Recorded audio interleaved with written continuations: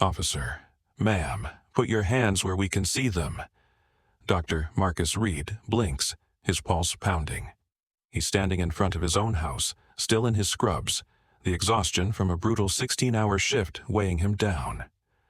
Blue and red lights dance against his skin. His voice is hoarse. What? I just got home. The officer steps closer, hand resting near his holster. Sir, I won't repeat myself. Dr. Reed's hands lifted instinctively, his medical badge still clipped to his chest. His mind races. He's a surgeon, a husband, a father. Yet none of that seems to matter right now.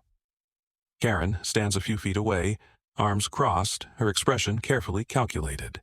Her voice trembles just enough. I was scared. He was just standing there. The words drip from her lips, designed for maximum effect. Her gaze flickers to Dr. Reed. There's something smug in her eyes, something victorious. He sees it now. She's not frightened. She's in control. The officer nods. We got a call about a suspicious person on the property. Do you have an ID on you, sir? Dr. Reed swallows hard. In my pocket. The officer doesn't move. His voice rises. This is my home. My car is right there. Look, my keys. The second officer tenses. Sir, don't make any sudden moves. Dr. Reed freezes. His chest tightens. His ID is in his scrubs. All it takes is one wrong motion, one misinterpretation, and his hands stay in the air, palms open. Please, just check. The first officer steps forward, expression unreadable. Turn around. Dr. Reed's stomach drops. You don't understand. Click. The safety strap on the holster unsnaps. He knows that sound too well. A curtain shifts across the street. A teenage boy records on his phone. Another neighbor whispers to her husband but doesn't step outside. A woman stands by her mailbox, gripping the edges, eyes darting between Dr. Reed and the officers. Her lips part like she wants to speak, but then she turns away. No one moves, no one interferes. Dr. Reed's throat is dry. The officer exhales sharply. Step back, sir, now. He doesn't. He can't. Karen lets out a shaky breath, pressing a trembling hand to her chest. He was lurking. Her voice quivers just right. I felt threatened. Dr. Reed's mouth falls open. Lurking? I was getting out of my car. The officers don't respond. They don't need to. Her words are already sinking in, wrapping around their decision like vines. The second officer grabs his radio. We have a possible trespassing suspect requesting backup. Dr. Reed's hands tighten into fists. I am not a suspect. No one listens. Cold metal clamps around his wrists. You're making a mistake. His voice cracks, but the officers don't pause. Phones flash. The teenage boy keeps recording. Karen steps back, watching the cuffs tighten. Dr. Reed's exhaustion disappears, replaced by something sharper. Not fear. Rage. Dr. Reed, we need you in OR2. Stat. Marcus barely glances at the clock. Another emergency, another life in his hands. He moves with precision, exhaustion pushed aside. He spent years proving himself. First in medical school, then in residency. Now as one of the top surgeons in the city. Patients trust him. Colleagues respect him. He thought success would shield him from the weight of prejudice, that his white coat and title would speak louder than his skin. But outside the hospital, "Excuse me, sir, can I see some ID? Security, again." He exhales. "I work here." They hesitate. Not the first time, won't be the last. You'll have to work twice as hard. His mother's words echoed through every late-night study session, every rejection, every door that took longer to open. Growing up, Marcus watched opportunities slip past kids in his neighborhood. Watching talent go unnoticed, potential wasted. He refused to be another statistic. Through scholarships, side jobs, and relentless determination, he climbed. But no matter how high he got, there was always someone questioning. How did you get here? As if hard work wasn't enough. As if he wasn't enough. The house was perfect, spacious, safe. A backyard for his daughter to play in, a fresh start, or so he thought. The first week, the states were subtle. Quick glances, polite smiles that didn't quite reach the eyes. By week 2, the questions started. "Oh, are you renting?" By week 3, it was clear. His neighbors weren't curious. They were calculating, judging. And no matter how much he smiled, how friendly he was, the message was the same. You don't belong here. "Wow, it must be nice to afford a place like this." Karen's voice dripped with feigned sweetness, but Marcus heard what she wasn't saying. "Oh, you're a doctor? I assumed you were an athlete or something." Assumptions, always. She watched them constantly, peeking through curtains, appearing whenever his wife and daughter played outside. A casual conversation would turn into an interrogation. "So, what kind of doctor are you again?" Never asking, always testing, waiting for a reason, any reason. The doorman at his hospital never remembers his name. The cashier double-checks his $100 bill. The security guard follows him just a little too closely at a high-end stores. It's subtle, it's exhausting. And he tells himself it doesn't matter. He's built a life beyond their expectations. But one false call, one accusation, will remind him just how fragile that life really is. "Dr. Reed, you have a moment?" Marcus turned, finding Karen standing at the edge of his driveway, arms folded. "I've noticed a lot of cars coming and going from your house lately." He kept his expression neutral. "My friends and colleagues visit sometimes." Karen smiled, tight-lipped. "It's just, people in this neighborhood like to keep things quiet. You understand, right?" The message was clear. Marcus nodded, unwilling to entertain it. But as she walked away, he exhaled slowly. This wasn't curiosity, it was something else. And he had a feeling it wouldn't stop there. A few days later, Marcus was outside when Karen strolled over sipping iced tea. "Saw your friends over last night, quite the crowd." "Yeah, just some colleagues from the hospital." She raised an eyebrow. "Oh? I wouldn't have guessed. They don't really look like doctors." Marcus felt his jaw tighten. "And what do doctors look like?" Karen chuckled. "Oh, don't take it the wrong way. It's just, I expected suits, briefcases, not, well, never mind." He held back his frustration. He'd heard it before, the unspoken assumption, the coded language. "Well, they are doctors, just like me." She smiled, but her eyes said something else. Laughter filled the backyard. Marcus watched his daughter, Maya, chase balloons, her giggles the highlight of his day. Then the police car pulled up. An officer stepped out. "We got a noise complaint." Marcus frowned. "A noise complaint?" "It's a kids' party." Karen appeared at her fence, phone in hand. "Oh dear, was that me? I just assumed. With all the music, some people might feel disturbed." The music was low. The kids weren't rowdy. The officer looked around. "Everything seems fine here." Karen shrugged. "Just being cautious." Marcus forced a smile. He knew better. Karen's voice had that familiar sugary tone. "So, Marcus, I have to ask, how did you afford this place?" He sighed. "I'm a surgeon." "Oh, wow. I thought maybe you were an athlete. Or, something entrepreneurial." He stared at her. "You mean like a drug dealer?" She gasped. "Oh, goodness, no. I just meant, well, you don't see many people like you in this neighborhood." Marcus clenched his jaw. Not a compliment. Never a compliment. That night, Ava sat beside him on the couch, arms crossed. "You see what she's doing, right?" Marcus rubbed his temples. "She's just ignorant. I'm not letting it get to me." Ava shook her head. "It's not ignorance, Marcus. It's a warning." He didn't want to believe it. But deep down, he did. 2 officers stood at his door. "Dr. Reed, we need to talk." His stomach tightened. "What's this about?" The taller officer glanced at his notepad. "A neighbor reported suspicious activity. Says you've been acting aggressive." Marcus exhaled, jaw tightening. "Karen." This wasn't just casual complaints anymore. She was setting him up. 911, what's your emergency?" There's a suspicious man in our neighborhood. Karen's voice trembled, artificial concern lacing her words.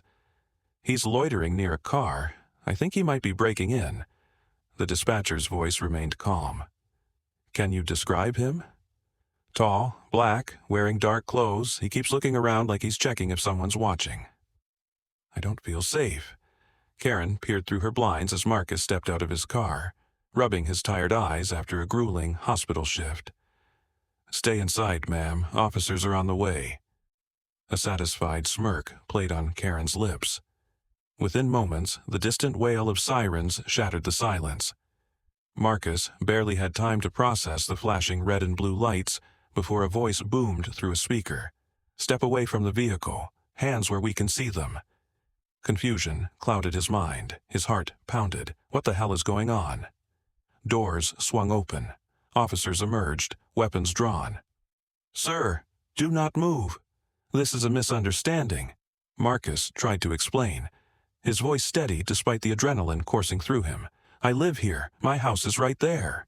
The nearest officer advanced, his posture rigid. Put your hands on your head, now. Marcus obeyed. Years of medical training had taught him to stay calm under pressure. But this was different. Neighbors peeked through their curtains. Karen stood on her porch, hands clasped over her mouth in mock horror. Oh my God, is he dangerous? She whispered just loud enough for those around to hear. A few people murmured, uncertain. Others simply watched. Marcus exhaled slowly, knowing this was about to get worse. Face the car, an officer barked, moving closer. Marcus swallowed his frustration. He had no choice. Officer, please. I just got home from work. I'm a doctor. No response. The cold metal of handcuffs clamped around his wrists. We got a report of suspicious activity, one officer muttered. Suspicious? Parking my own car? His exhaustion seeped into his voice. This is a mistake. My ID is in my pocket. Just check. The officers exchanged glances, but none moved. Behind them, Karen gasped dramatically. I was so scared. He was acting so strange. Marcus clenched his jaw. He knew this script too well.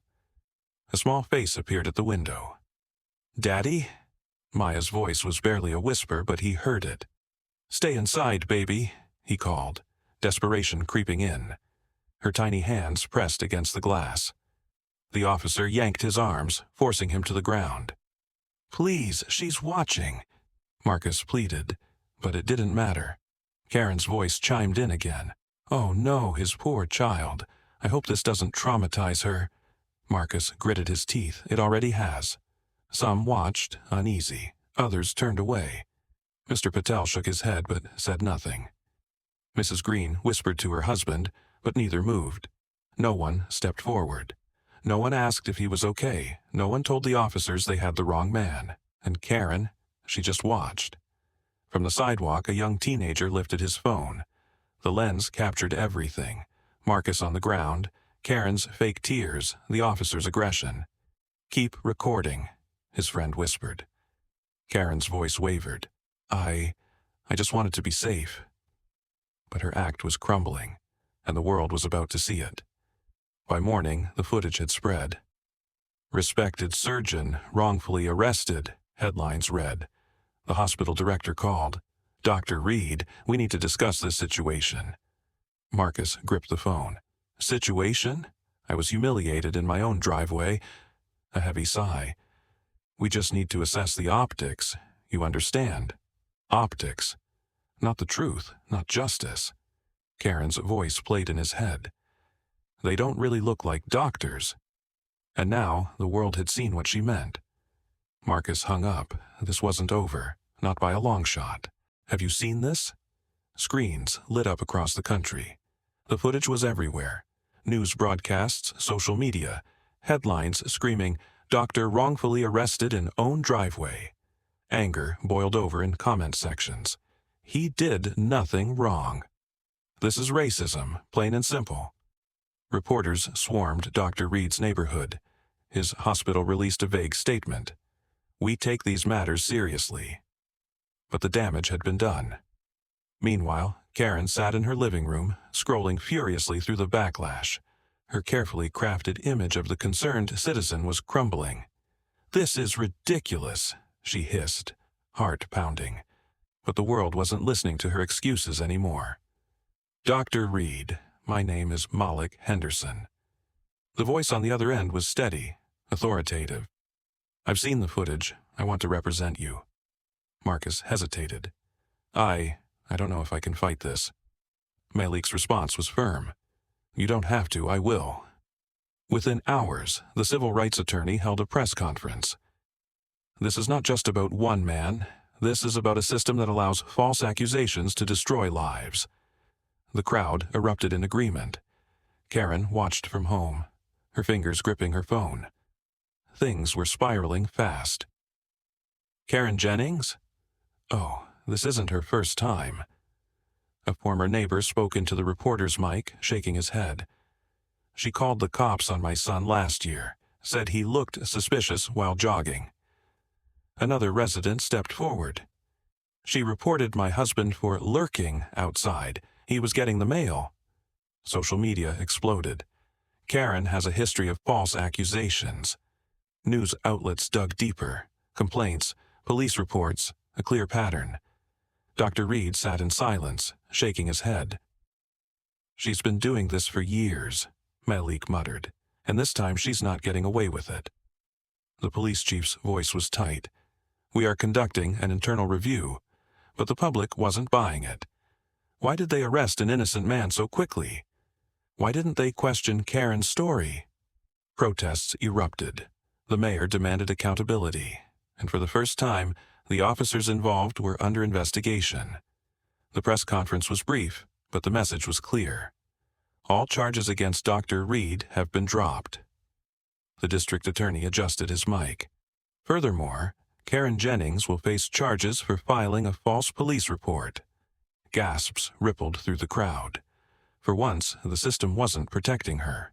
Karen felt the ground shift beneath her feet. "This isn't fair." Karen's voice cracked as reporters bombarded her with questions. She had always been the victim, the concerned citizen, but now, she was the villain. Her phone rang, her job, her reputation, everything was slipping away. And the fear in her eyes? It was real this time.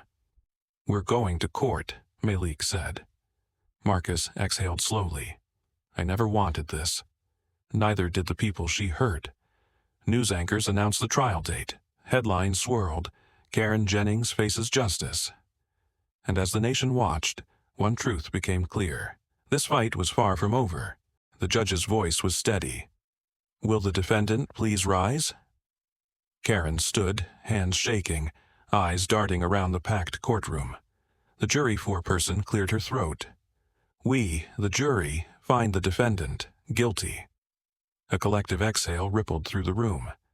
Karen's breath hitched. No, this can't be happening." Dr. Reed closed his eyes, his wife gripping his hand. Justice, at last. The judge's gavel struck. "Karen Jennings, you have been found guilty of filing a false police report, defamation, and obstruction of justice." Murmurs spread. The weight of her actions was no longer a social media debate. It was law. Karen stumbled back into her seat, stunned. The privilege she had weaponized had turned against her, and for the first time, she had no control. Tears spilled down Karen's cheeks as she turned to the judge. "Your Honor, I never meant to hurt anyone." No one flinched. She sniffled, voice cracking. "I was scared. I thought—" Malik scoffed. "You thought a false accusation would be harmless?" Karen's gaze darted to the jury, then to the reporters scribbling down her every word. "Please, I have a family. I'm not a bad person." The judge's expression didn't change. "Intentions don't erase consequences, Miss Jennings. You didn't cry when Dr. Reed was handcuffed. Save your tears." Karen's sobs echoed in the silent courtroom. No one cared. Dr. Reed stood, voice calm but firm. "Every black person in America knows this story." The jury watched him intently. "We're guilty before we speak, dangerous before we move, a threat before we even breathe." Malik nodded. The weight of the truth hung in the air. I had a career, a life, a family, and in seconds it was taken because one woman decided my existence made her uncomfortable. Karen shifted uncomfortably, avoiding his gaze. You ruined lives with a single lie, Miss Jennings, and the worst part? If not for that video, you would have gotten away with it. Silence, then applause. The crowd erupted, not in chaos, but in recognition. For the first time, the world was listening. Dr. Reed returned to the hospital not as an outcast, but as a symbol of resilience. The hospital board issued a formal apology.